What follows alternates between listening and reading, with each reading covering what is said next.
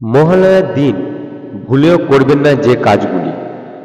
মহালয়া হলো পিতৃপক্ষের বিশেষ দিন এবং দেবীপক্ষের সূচনা।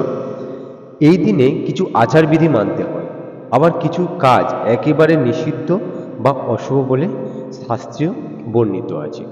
চলুন আজকের বেঙ্গলি স্বাস্থ্য কথায় সেই অশুভ কাজগুলি কী কী এবং মহালয়ার দিনে যে কাজগুলো একেবারে করা উচিত নয় সেই কথা নিয়ে আজকের বেঙ্গলি স্বাস্থ্য কথায় আলোচনা করা যাক।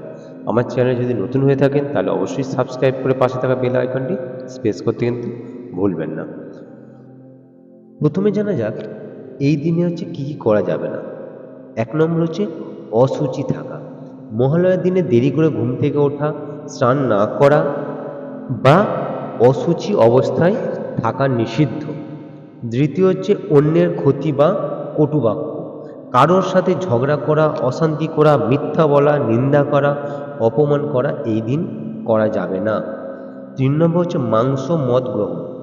এই দিনে আমিষ খাদ্য, মদ্যপান বা অন্য তামসিক খাদ্য গ্রহণ একেবারে বর্জনীয়, কখনোই খাওয়া যাবে না। পূর্বপুরুষের অবহেলা। পিতৃতর্পণ না করে অবহেলা করা বা পূর্বপুরুষদের প্রতি শ্রদ্ধাহীন থাকা মহাপাপ বলে ধরা হয়। অপবিত্র স্থানে তর্পণ। নর্মদা, অশুচি নদী বা নালায় তর্পণ করা নিষিদ্ধ। কোনো খালে বিলে অনেকে তর্পণ করে, এটা কখনো নয়। যেটা আমাদের হিন্দু শাস্ত্রের মধ্যে গঙ্গাতেই বিশেষ করে তর্পণটা বেশি হয়। যেটা হিন্দু শাস্ত্রে যে সকল নদীগুলি আমাদের পবিত্র বলে গণ্য করা, তার মধ্যে আছে নর্মদা, গোদাবরী, কাবেরী, গঙ্গা। এই সকল পবিত্র স্থানে তর্পণ করতে হবে। ৬ নম্বর অপরিষ্কার খাদ্য গ্রহণ। বাসি খাবার, অপবিত্র হাতে তৈরি খাবার বা অশুচি পাত্রে রান্না করা খাবার খাওয়া যাবে না। দেবী পূজা না করা। কেবল পিতৃতর্পণ করে থেমে থাকা উচিত নয়। দেবতার পুজো বা ভগবানের স্মরণ করতেই হবে এই দিনে, না হলে কিন্তু খুবই খারাপ বলে মনে হয়। আপনি গেলেন, তর্পণ করলেন, চলে আসলেন, কিন্তু সেই দিনটি অন্তত ভগবানের নাম জপ করা ভীষণভাবে দরকার। ৮ নম্বর অশুভ কাজের সময় ব্যয়।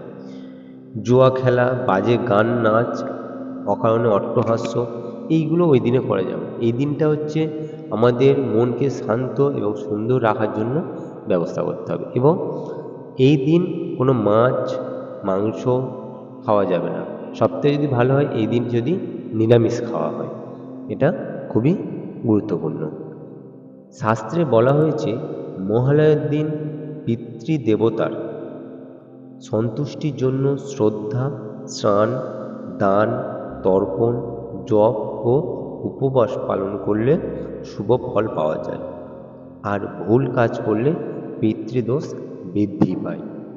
তাহলে চেষ্টা করবেন মহালয়ার দিন সকালে উঠে কোনো পবিত্র নদীতে গিয়ে স্নান করে এবং ওই দিনটি এই সুন্দরভাবে জীবনটা কাটানোর একটা ব্রত পালন করবেন।